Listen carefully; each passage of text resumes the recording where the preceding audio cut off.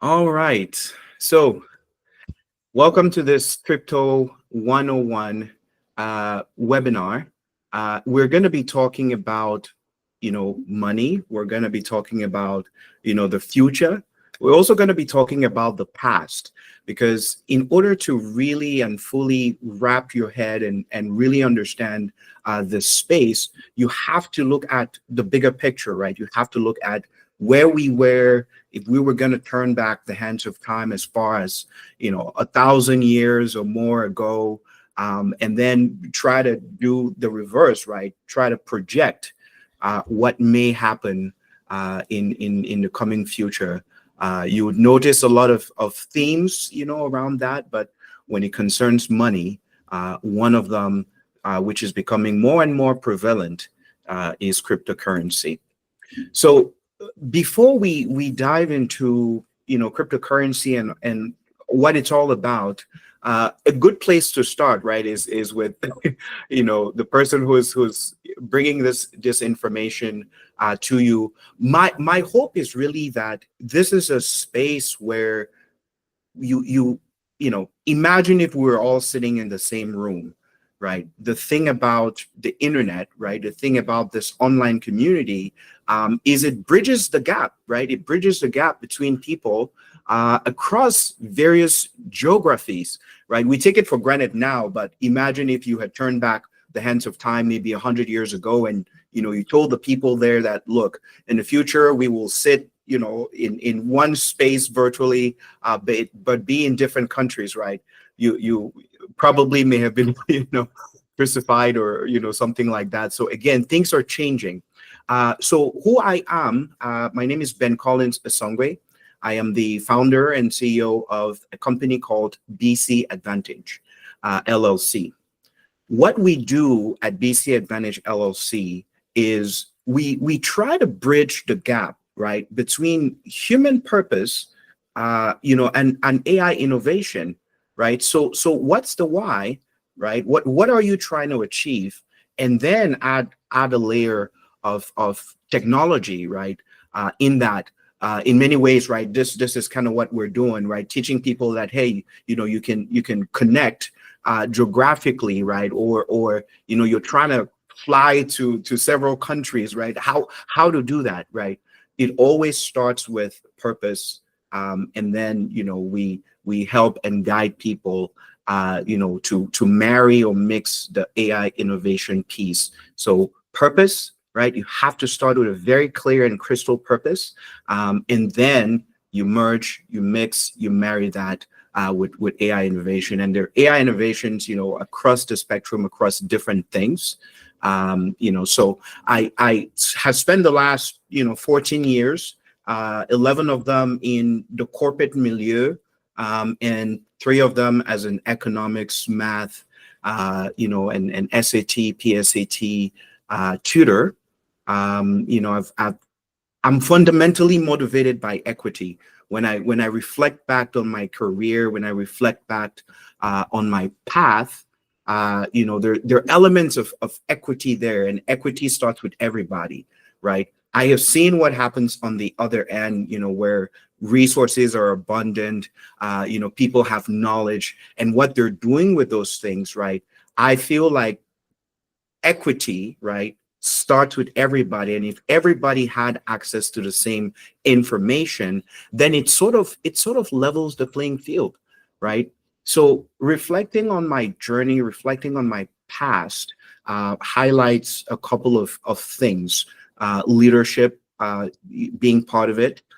So in various roles that I've held, I've led communities of people for various objectives, right? Whether it be at work or whether it be at school. I went to a boarding school called Sacred Heart, and when I was 14, I was a dormitory captain there, taking care of students, and just that passion and that motivation, right, for leadership are some of the things that I do. Community building as well. Being in from a family background, having family from all over the world, helps me kind of work towards building and building bridges, right? Between the young and the old, people who look, may not necessarily look like us, because fundamentally what connects us in this life, right, as humans, are experiences. And I hope that, again, this experience and the knowledge that you'll gain from here, right, will be something that will be impactful, something that you will, learn from, and can kind of build from here, right? All right. So in this session, we are aiming to answer three things, okay? Number one, what is cryptocurrency, right? Number two, how does it work? And number three, why is it valuable? All right. I'm hoping and aiming to answer these questions, right? Not in a technical, high level, this is what it is. Because, fundamentally behind cryptocurrency, there is a lot of math, right? It's sort of a communication, between computers, and they go through a very complex mathematical, process to be able to certify or confirm, right, certain things. So by simple definition of what cryptocurrency is, it's digital money, right? It's decentralized, and it is money of the internet. Okay. So it's digital money, which is, it's not paper currency or coins or things like that, right? It's decentralized in the sense that it lives on something called a blockchain. A blockchain is a public digital ledger, right? If there are any accounting majors or people in the finance background here, you know that in the back end, right? You look at transactions, and if you are writing things down, right? This is like you putting a log here that on this date at this time this transaction happened. So the blockchain, right? The cryptocurrency lives on a blockchain like that is documented, right? If you shop online, you buy things online, right? Those transactions as well are logged. You can think of those as that blockchain, right? So it's a confirmed transaction. In the case of online shopping, when you buy something online, you buy the digital product at that point. If you were going to find a shoe or find a dress or something, you buy that online, you buy the digital item online, and then you get the physical product later, right? That activity creates that ledger, right? So that's the thing. Cryptocurrency is decentralized, and it's money of the internet, right? Because as it is right now, maybe if we went back to that online shopping transaction, you had money in your bank account, right? Not physically. We have grown accustomed again to know that if you picked up your phone or if you logged in on your bank account, you see some numbers there, you can convert that, right? You can convert that money to physical paper, right? So again, cryptocurrency is just that digital representation of that physical cash. All right. So to understand this, better, let's look at the evolution of money. Let's talk about the evolution of money through time, right? And this is why I started by saying, look, we need to zoom out and see what is the bigger picture in terms of what is happening, right? We can wind back the hands of time and go as far back as, again, 1,000 or 2,000 years ago, or more, right? We started with a battery, trade by barter system, where I came to you with either salt, and if you had diamonds or some other things that I needed, we kind of agreed, right, that this was equivalent to that, and we transacted that way, right? The difficulty with that kind of system, obviously, is that, what if I don't need what you have, right? And you would just keep accumulating, this thing. It's hard even for you to go find somebody, you're always kind of on that quest to find somebody who needed, what you had. And it just created a lot of disparity, right? Because at the same time, you'd have then those people who will have an abundance of something, and through that they can create a monopoly, or what have you. But we started, money as we know today was not what it was, right? 1,000 or 2,000 years ago, right? We left from there and we went into an era of physical currency, right? Where you have coins and you have paper. Those used to be backed by, gold reserve. Each country had a stockpile of gold. And that's what, this paper money and the coins used to be backed by, right? And then at some point it moved into, some countries do GDP, there are various factors, right, that affect that paper, or that coin. But think about it, right? Fundamentally, it's still just a piece of paper or a coin. There's a certain value, agreed upon value, that has been assigned to it, right? Where you look at a piece of paper that says, $50 on it, right? And the connotation there, the agreement from all parties, is that it's worth this much. But you still see that the challenge, right, fundamentally remains that if I had this $50 here in the United States and I traveled to somewhere in Europe, I will still have to convert, right? You start looking now at what is the equivalent of that $50, US dollars to an equivalent, in euro. So even that system, although it works, right? It works within the country. It's still limited to some degree. All right. So we moved.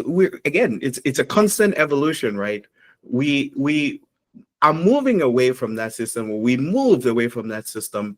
And now you have, cards and online transactions. Again, the birth of the internet changed a lot of things, vis-a-vis what money is, right?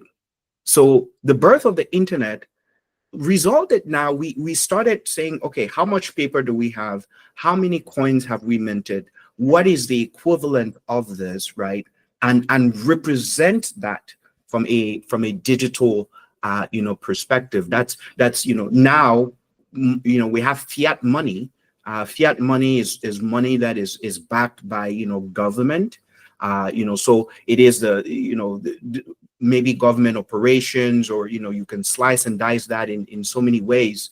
But the value and the currencies that we have today, reflect, right, the government of that country. It's government backed, right? So we left from those paper and coin, or we're leaving from those paper and coin, and we're representing this amount now digitally. And each consumer, each person who has an account at said financial institution gets a card, right? And it, if you've shopped online, you can use your card to buy things. You enter it. Hopefully you're entering it in a safe website, because there are sites that are not secured. But all things being equal, if it's a good site, you can buy things that you need, right? These virtual things that you need using that card. And of course, the argument is, what is in the card is a reflection of what you have at the bank, right? But doesn't, the fact is it's still digital, right? So those, you think about money in different countries, right? And you start looking at, we've talked about the past. You start looking at, where can this money go, right? What is the next evolution, right, of currency, right, of value? You can see that over time we've gone from, we're slowly leaving from that batter system, right? Trade by batter, into physical coins. The amount of time and the amount of energy that you even need to mint those coins, right? That's how online currency solves some of that problem, right? Of having to print, paper, having to, press iron and copper and other materials to produce coins. This is how online currency solves that problem, right? So when you look at where we're trending, right, money is becoming digital, right? And so you have the birth of cryptocurrency. Cryptocurrency is not new. Cryptocurrency is not new, right? I think it's about 2008 when I believe the founder, whoever created this currency, Bitcoin in particular. By the way, I don't know if I specified that at any point, but there's so many cryptocurrencies out there, but let it be that for the purpose of our conversation, we are talking about Bitcoin, because Bitcoin is the founding coin. It's the coin that started, all this cryptomania. So the founder, I think his name was Satoshi Nakamoto or something, right? He decided to build this algorithm, right? That was backed by online transactions. These online transactions that we're doing. He built an algorithm that will sort of certify when you exchange, as we were talking about earlier, when you exchange, your banking, you go pay for an item online, right? When you pay for that and you get a physical item, that exchange of digital to physical, I think he thought about, let's certify that, right? Let's have that is sort of a proof of stake. That's a proof of transaction, right? So when you hear about, another a term you may hear about in the cryptocurrency space is something called mining. You hear people say they're mining crypto, and it's a bunch of computers, working to try to certify, right, and confirm the legitimacy of a particular coin, right? In our example, Bitcoin, right? So again, you have this new coin or this new strategy that comes about, that says, we are going to find a way to authenticate these online transactions, because the authentication means a couple of things. It means that there's an actual human, right, on one side. It means that this person actually has set money, right? And then on the other side, this product is actually real, right? Although represented digitally, it's actually real. And so when that exchange happens, it sort of creates that ledger, right, account. If you want to think from a global perspective, how many people at this point are shopping online? You see that there are billions, right? There are billions and billions of people. So again, cryptocurrency tries to solve the problem of, going back to the example I talked about, living here in the United States and then going to Europe and having to change currency. Bitcoin solves that problem, because then, if you use Bitcoin, it's the same in the United States and it's the same, right, in Europe. So it is sort of that connector, right, of coins. So one of the things that I talked about was, a blockchain, right? Let me break down and add more details as to what this blockchain is. By the way, I know I've been talking for a while. Does anybody have any questions for me?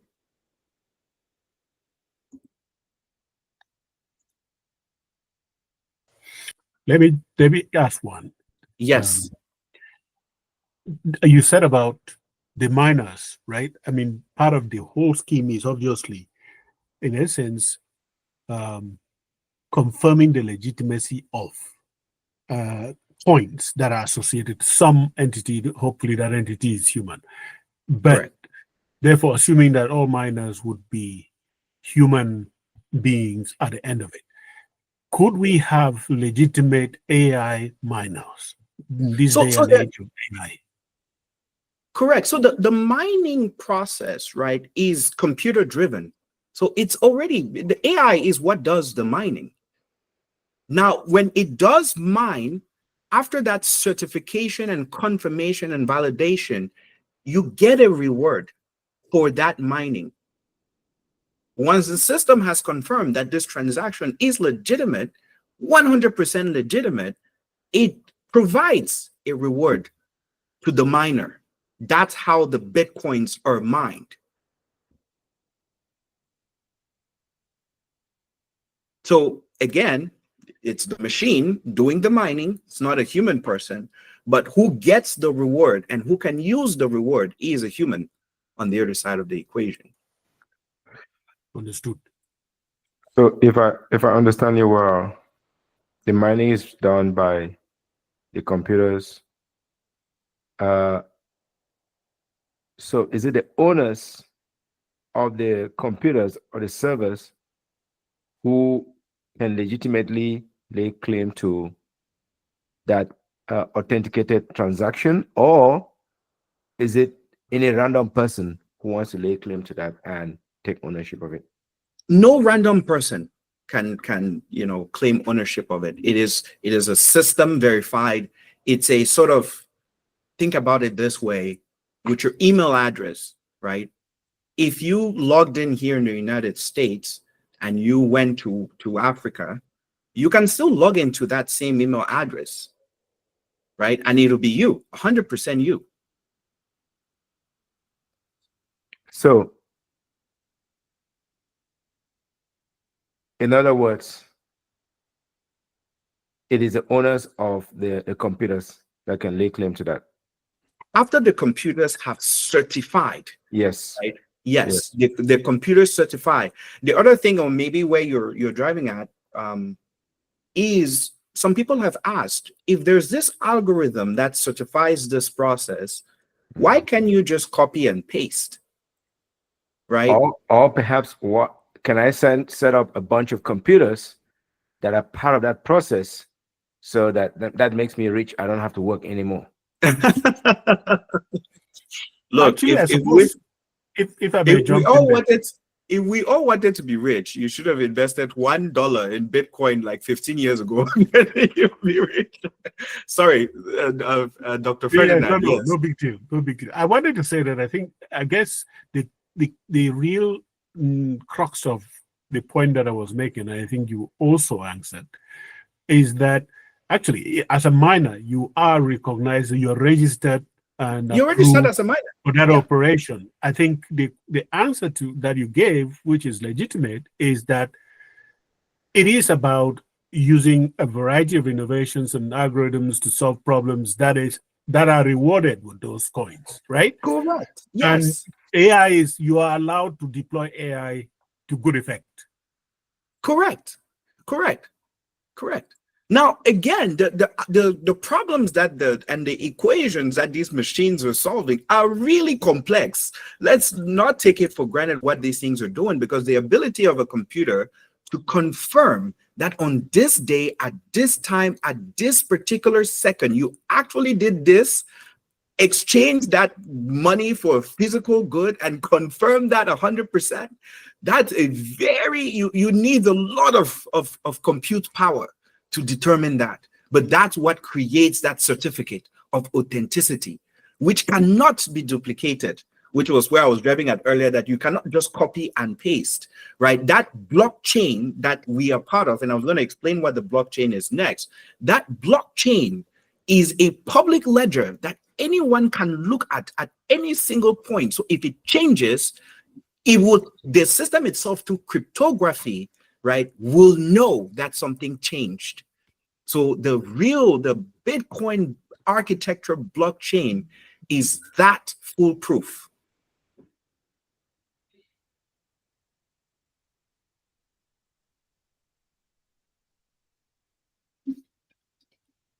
Great questions, folks. This is this is moved beyond the 101. I think we're at maybe crypto 5.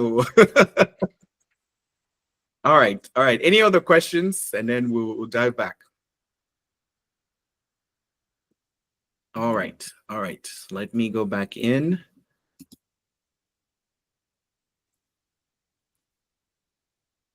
All right. Can you all see my screen? All right.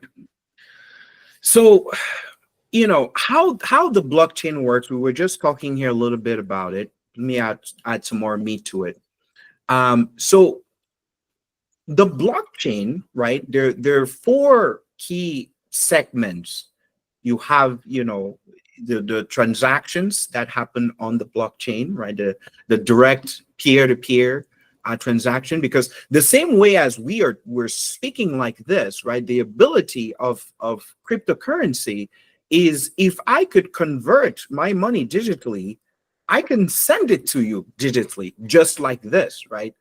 We went from shopping online to banking, right, online.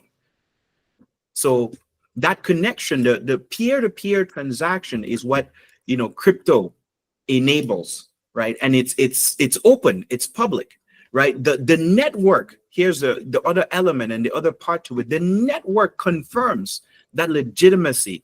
You can think of it in many ways as a physical cable from my end to your end, right? That is confirmed. It's confirmed that this line does not branch on its way to you. It's a direct link from me to you, right? And the network confirms that. Every transaction is recorded on an immutable ledger. This is what I was also talking about, the ledger being public. Every transaction and everything that has been, minted and moved, it's open, it's public, it's verified by the system. I saw an article that was talking about in the United States, the United States gold reserve, and when the last time it was checked, right? And somebody was saying, give or take maybe 10 years, where somebody really went to account for and certify, this reserve. But so that's 10 years on that end. On crypto's end, audits and certifications happen like maybe every 10 seconds. So again, adding to that level of security. That's not to say, right, that where sometimes we miss the mark is where there's some bad actors who use crypto for bad reasons. That does not make, right, the crypto itself bad. The users of that cryptocurrency misused it, right? So the thing itself, right, is meant to ease and to facilitate, but some actors have used it, in nefarious reasons. The fourth element is the security, right, which I was talking about here, and the cryptography protects that data and that security. I've dived into, at times I will be having, with the birth of artificial intelligence, and curiosity, which is the most essential skill for the future. I will find myself interacting with AI and asking a lot of these questions, right? So that's a tip to anybody out there. I was learning about cryptography the other day, and really what does it mean, right? And understanding from a mathematical perspective, right, how it works. Seeing even that there's a branch here into physics, right? We'll talk about a quantum entanglement, right? So, but all of these are principles that are rooted in mathematics. As a math major, right? I wouldn't, I didn't go as far as maybe getting my PhD in math, but I can see the path continuing down this mathematical trend that these things make sense from that computational standpoint. All right. In the next segment here, we've talked a lot about, crypto, and there are a bunch of cryptocurrencies out there. There's, Bitcoin, there's Ethereum, there's Litecoin, there's Dogecoin. There are as many coins as there are countries, out there. To the point I made earlier again about, cryptocurrency and safety and security, is the misuse side of it comes where some of the coins that are introduced are what you call meme coins, right? Meme coins is maybe a bunch of people out there just decided that, hey, we're going to create this coin, because nothing stops you from creating your own coin, right? they're going to create this coin, and somehow, it's the next big thing, and they have hype about it. People flock to it, and then, they take their money out. It crashes, right? That gives, again, that bad reputation and that bad connotation around cryptocurrency. But that's not how it is in its design. That's not how it's meant to be used, right? So those legacy coins, some of the ones that I mentioned, Bitcoin is a legacy coin, started all of this. Ethereum is a close second. There's just, we can dive into these later, as I said, discuss the why there's so many coins. But like the difference between Bitcoin is really meant to be that representation, right, of the physical cash, and then you have digital currency. Ethereum comes in, same principle, but they add a layer to it, smart contracts, or things like that. They try to leverage the architecture to say, hey, since we're legitimate, since we're backed by all these things, let's build smart contracts around it, right? Around trust. So there are various elements that make each of these cryptocurrencies different. But you have, legacy ones, you have, new ones that are up and coming. You can always just look up a coin and delve deeper into what is their own approach, what problems are they trying to solve, right, with this coin. That is usually a recommended strategy actually before you invest, right? It's not the hype, it's not all the noise that kind of goes around. You have to zoom out, right, and look at what the purpose of that coin is before you kind of dive in. So to transact or to store cryptocurrency, you can do that in one of many ways. You can create a wallet, right? A wallet is a bank account, right? Nowadays, you can create, right? If here in the United States, we have banks such as Chase, Wells Fargo, you name it. But you can, at this point, create an online account with those banks, right? And the way you do that is you go to the portal, right? You maybe request open a bank account. They're going to ask you a few questions. They may even ask you to submit some documents, right, to prove that you are who you are, who you say you are, right? You may upload a picture of your ID card, whatever information they ask will be to certify, that you are who you say you are. And then from there, they can open an account for you. It's the same process here, right? There are companies that will offer, and traditional banks at this point are also making the switch slowly but steadily. They're making the switch into, this realm of cryptocurrency. So, just check with your existing bank and see if they have a new cryptocurrency sort of, portfolio that they're going to add, and you can enroll right in it. So that's one of the ways. The other way to hold cryptocurrency is through, you can buy a hard wallet, right? I brought an example here. It's just like a USB key, right? This is like a Trezor wallet. It's just like a USB key, but it is that representation of your bank account, right? With this, you have, whether with the online, if you decide to open an online wallet, or you have the physical key, you have what they call a private key, and a private key is, your password, right? The thing about this wallet is, and to add that security and that confirmation that you are human, right? Because at the end of the day, that's the verification, that's the bare minimum verification that you are human. When you create your wallet, there is a private key that is given to you once, and it would never be given to you again. And you are told to ensure, right, that you write this down somewhere private, safe, where no one else can get to, because if you lose your private key, you lose, that cryptocurrency, that you bought. That is that level of security that is in there, right? That trust, again, that, the person on the other side, right, is a human. So it's your private key is your unique password to access your funds. When you have, I'll take the example here of the United States, right? You have a bank account and you want to send money to somebody in another bank account.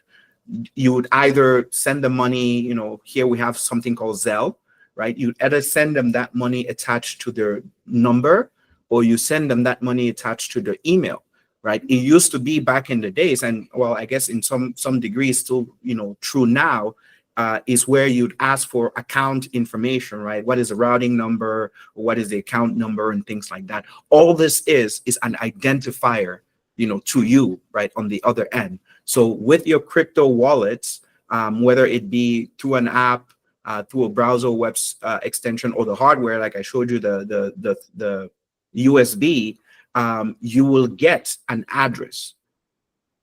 So works in the same way. And finally there, as I mentioned, if you lose your key, you lose that access, right? Because it's a code that is generated once, right? And it's meant to, build that security, right, into the system. All right. Finally here, the last question that we're answering is, before I go on, again, let me pause for a second. Are there any questions for me? I have a question in regards to the wallets. Yes. So let's say you buy your cryptocurrency through a brokerage, right? Do you still need to get a wallet, or I guess the brokerage is doing the mining for you as well as they have a wallet that is specific for you? Correct. So you will open, right, that account becomes your wallet, your crypto wallet. Gotcha. So Thank you. yes, so your online account, if it was your brokerage account, if now they enable cryptocurrency and the transaction of cryptocurrency, then that will become your wallet. If somebody had to send you some money, or if you wanted to send somebody some money, you will, that person, if the person was sending you money, you will have an address to that. Okay, makes sense. Thank you. You're welcome. All right. How error prone is this system? How often are we seeing mistakes? Are we seeing errors? Are we seeing so the errors are human, right? Let me say, if I was trying to send, and this has happened to me personally, right? If I'm trying to send some money to somebody, and I'm sending them Zelle and it's through their number, right? And instead of me putting 056, I put 057, right? At that point, I will send the money to the wrong person. So those errors can happen where when you're putting somebody's address, you have to make sure that it is exactly that. So if you send it to the wrong person, again, now it really kind of depends on whether you would get the money back or not. Mind you, let me just chime in there. But that particular example, I think it is fair enough, because whatever you do where humans are involved, you're going to have some errors. Yeah. But the question then is to what extent you are exposed to the impact or the negative impact of those errors. I think in this scenario here, Gideon, if I can answer your question, it would be significantly less. Why? Because the transaction involves you using your own private key, of course, and the individual's public key. Only Right. they have their private key that would match that. That's and right. Therefore, even if I send it to the wrong address, I'm clearly not using that particular target address's public key. Is useless. Right. That transaction will not succeed. That's so right. You are protected from your own relative stupidity, if I want to exaggerate my emphasis. Okay, thank you. And maybe I take comfort in the fact that it's not just one computer verifying, that there are many computers on the network that we're verifying that. So yeah, as opposed to if it's just one banker and their supervisor, then we're just talking about 4 pairs of eyes. Exactly. So, Exactly. And again, folks, I want to, I get blown away by the capacity of the systems, right? We do take for granted this conversation that is happening across geographies. We take it for granted, but it's amazing what the system is able to do. Yes. All right, let's go back to the presentation. So the third part of the question we're trying to answer is why does it have value, right? We can start from the evolution of money perspective and just, the harder part, the hardest part is always being able to see what will come in the future, right? And we can predict. No one can predict the future. Even you're the best mathematician, physicist or what have you. Nobody can, to 100% degree, predict the future. But there are also trends. There are patterns to not ignore, right? So when you think about money over time, you see this evolution gradually happening, right? 100 years from now, if we could picture that, I am certain, right? I am very certain that money as we know it today will not be the same, right? So that is, we can just look at it from that perspective and how human beings have exchanged value over time. The next reason why cryptocurrency, and again, for the purpose of our conversation, I'm emphasizing on Bitcoin, has value is scarcity, right? The other side of that verification and proof of stake thing of the blockchain that we're talking about is that the rewards, those rewards that we're talking about for certifying and confirming a transaction, gets halved every, I think, 4 years or something like that, till, right? The reward that a miner or mining machine or whatever was getting, as a Bitcoin reward in 2010 is not the same reward that system is getting today in 2025 for solving those equations. The reward gets half every so quarter because, this is the other design of Bitcoin. There's only ever going to be 21 million Bitcoin. And again, emphasis on Bitcoin because all the other coins have other criterias, things like that. So in Bitcoin's architecture and design, there's ever only going to be 21 million. Not all the 21 million Bitcoins have been mined, right? Because that mining process, the reward process, is continuous. It has not ended.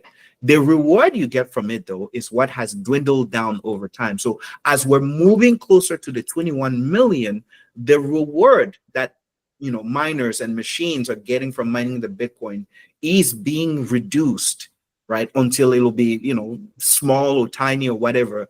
But realize that that does not really impact the supply of what already exists, right? The 21 million are always going to be what will exist, right? And it'll just pass from hand to hand. You can think about this as an exercise. If you took a paper currency and you marked a paper currency and sent it or put it back into the system, just as an experiment to see how many hands it would change. Imagine if 10 years later you received a note, you were transacting somewhere, you received a note and you see that mark that you had made, right? It's that same currency that just kind of changes hands. So Bitcoin is the same. There's ever only going to be 21 million, right? And those 21 millions are going to go from, hand to hand and things like that. The other reason why cryptocurrency has values is in its utility. The fact that it's decentralized, the fact that it's borderless, right? The fact that, again, if now you think about the means of sending money across the aisle, or things like that, you have to go through a certain payment system. You have to they limit you maybe at the amount that you can send per day. So all these criterias. But this is a peer-to-peer thing, right? If you have a wallet on the other side and you want to send them, $1 million, you can just send it. You can send it directly from one wallet to the other, right? So it enables that borderless transaction. And the final element here, while it has value, is the trust, right? It's opened, it's transparent, and it's decentralized. No one particular government owns this, but you are seeing the trend, right? The United States, for example, is already adopting crypto Bitcoin friendly policies. They are trying to stockpile this Bitcoin. You're seeing various players out there trying to stockpile this cryptocurrency. As I mentioned, it's open. So if you just search online, you can see who is holding the largest Bitcoins out there, how many they have, and things like that. It's open, it's available to everybody to look at, right? So those are the elements, and those are the things that give it value. To kind of wrap us off here as we're closing, it's the future of money, right? Cryptocurrency money is going to change. It is already changing. It has been changing right in front of our eyes, right? Now, you don't need to rush in this stuff. That's why when I put this meeting out, I emphasize this is a conversation we're having. It's an open-ended conversation we're having. Come in with curiosity, right? And you guys have asked questions, and we've had this exchange, right? This is what this is about. It's an open forum, right? There's no need for you to rush. There's no pressure, right, whatsoever. You don't also need to go all in, because admittedly, and in the end here, we're going to look at the live chart. Admittedly, the value does fluctuate. So if you are banking and carrying money that you don't have and putting it there, that is a risk. And that's a risk irrespective of whether it's crypto or not, right? But what I want to encourage at the end of the day is the curiosity, right? Stay curious. Curiosity is the greatest strength of our time, right? And in the future, that is the number one most essential skill, which unfortunately is not really taught. Just stay curious. Keep asking the questions. At this point, there are enough resources, for you to find out whether this, what is the path, whether left or right. You can even, if you're thinking about investing in cryptocurrency and you're not sure where to start, you can leverage tools now, right? AI tools to ask those questions. If you're looking at a website and you're not sure if this website is good, you can ask an AI. You can ask an AI to confirm to you, why is this website, or is this website legitimate? Is this website good? You can ask it to tell you why, if it says it is good or not. And just educate yourself and protect yourself, right, from investing in some fraudulent websites or things like that. You can ask those questions up front. So start small, learn as you go, and ask questions, right? Join, again, this global movement. This is not a conversation that is happening only here in the United States. And as I mentioned, Bitcoin itself is not even new, right? We're going to look at a chart here at the end. And the final thing here is, because it's decentralized, it's essentially built by the people, right? It's a space not just for the experts, but for people like you and me. So I did some extra research, ahead of this webinar to explore, right, what are different ways and different avenues, for you to buy cryptocurrency if you wanted to, right? The other sometimes connotation about cryptocurrency is people, feel like it's again shady and things like that. But look up these exchanges. You will find your traditional banks slowly offering these things, right? So even if you're really unsure and really doubtful, once you see your traditional bank offer it, look into it, right? Look to invest. And you see the price of Bitcoin, and sometimes people think, hey, the price of Bitcoin is 30,000. I have to have 30,000 to buy said crypto, and that's not true, right? You can buy crypto with $1. You can buy $2 of it. That is why it is better to have something, no matter how small, versus nothing. Okay, so here are different avenues to look into cryptocurrency across the globe. So we will end with this live demo. How much is Bitcoin today? how much was Bitcoin 5 years ago, and how much will one Bitcoin be in 10 years? Okay, so I'm going to stop sharing my screen and just switch screens. Any questions for me before I move on?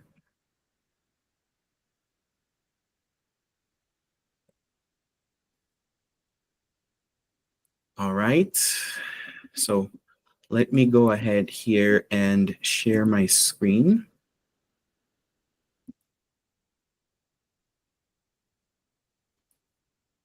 Okay, I'm not seeing this window here.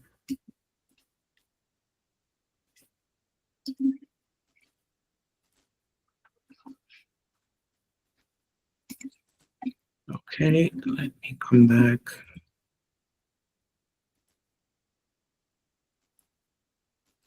I'm having some. Oh, there we go. All right, I was about to do an internet speed test here, but let me just ask this question. How much is Bitcoin worth? All right. So simple question, right, into Google, to ask how much is Bitcoin worth today. So let's look at this chart. Okay.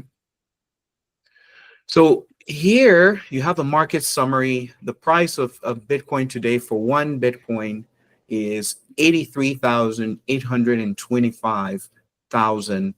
So it's 83,825, US dollars.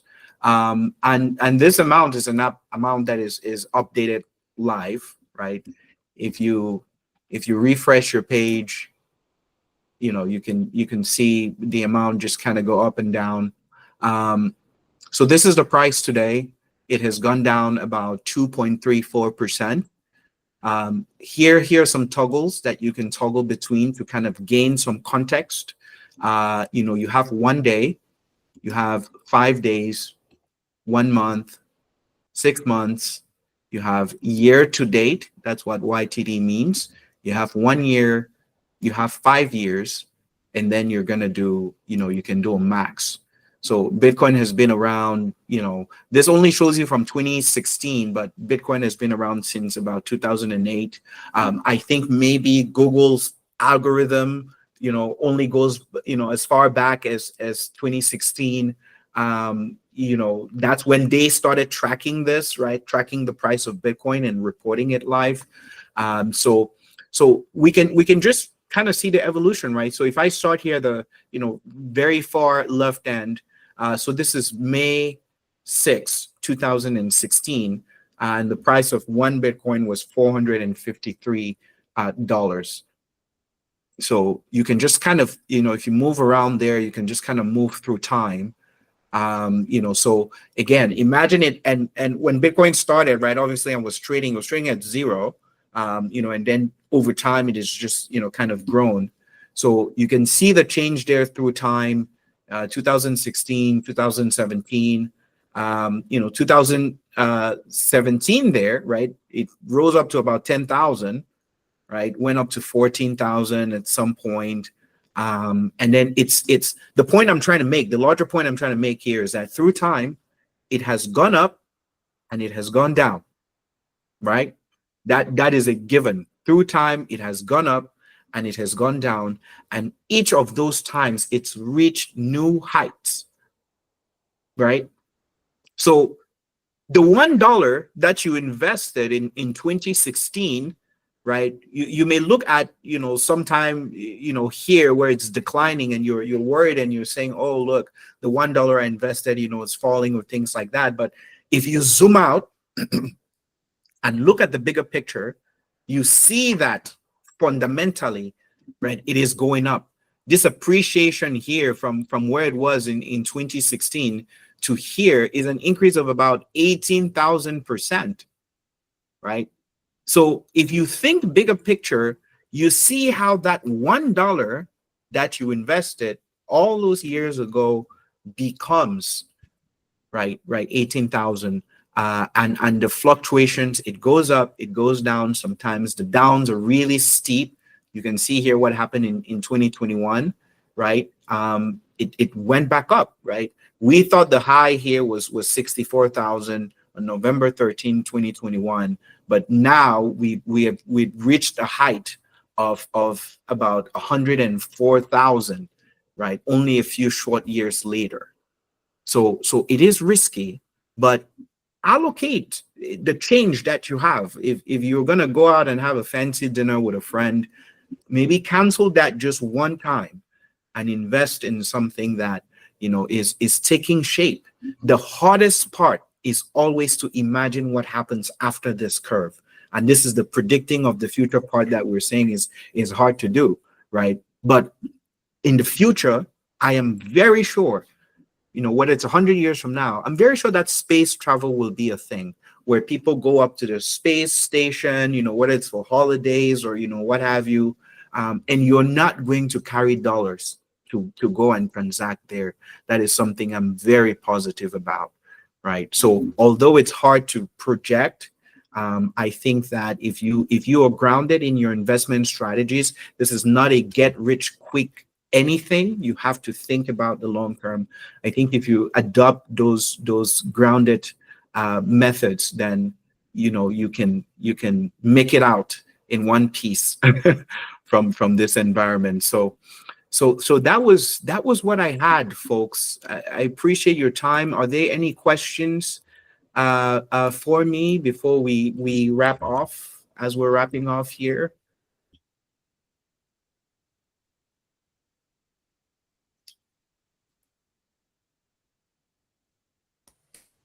All good. Thank you so much. All right, you're welcome. If you guys want to, contact, follow up for any more information, I've put up my contact information here. So reach out and let's find ways to continue building some of these bridges.